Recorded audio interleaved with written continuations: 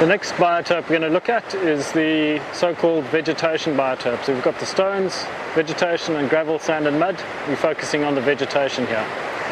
And this really is that vegetation typically growing on the side of the river, the marginal vegetation. It may be either on the land and hanging with the leaves, etc., stems of the plant in the water, but it could also be on actually growing within the water itself, typically reeds, sedges and grasses and that sort of thing. Now the important thing here is that we've got a specified standard amount of effort required, and that is different to the others in that it is 2 linear meters. So that'll be 2 meters average height of a person or somewhat tall person. Now important with that is that we don't focus at 2 meters in one particular place.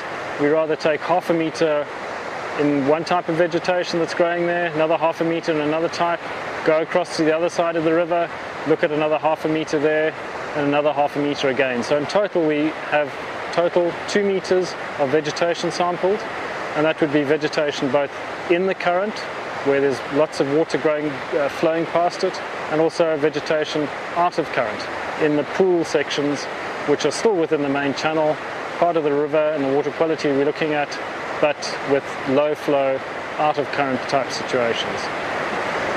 Now to do the vegetation sampling over our 2 meters involves coming up with a SASS net and vigorously bumping up and brushing up against the vegetation to dislodge particular aquatic organisms that might be clinging to that vegetation. Typically are dragonflies and some of the water bugs.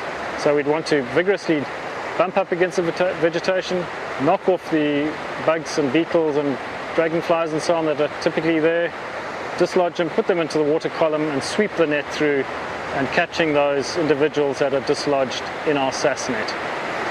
The last element of the vegetation we're looking at sampling would be that vegetation actually in the current and dependent on being in the water. So that would be typically the sorts of things like filamentous algae. It might be water hyacinth growing in the water with its roots hanging in and down in the water column itself, and we'd want to sample that lot and remove any particular bugs, beetles, aquatic organisms attached to that aquatic vegetation. That would be combined with the total vegetation sample, which is vegetation in current and out of current. Combine that with our aquatic vegetation, and that constitutes our vegetation biotope sample.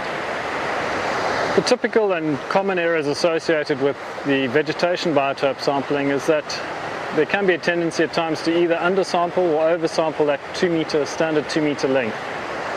So important to stick with the 2 meters. The other thing is not ranging across the site, just choosing a single 2 meter length and sampling that alone. It's important to range across, up and down, look at also picking up different vegetation. It might be leafy vegetation, or it might be reeds, grasses and sedges. Important to go across all of those.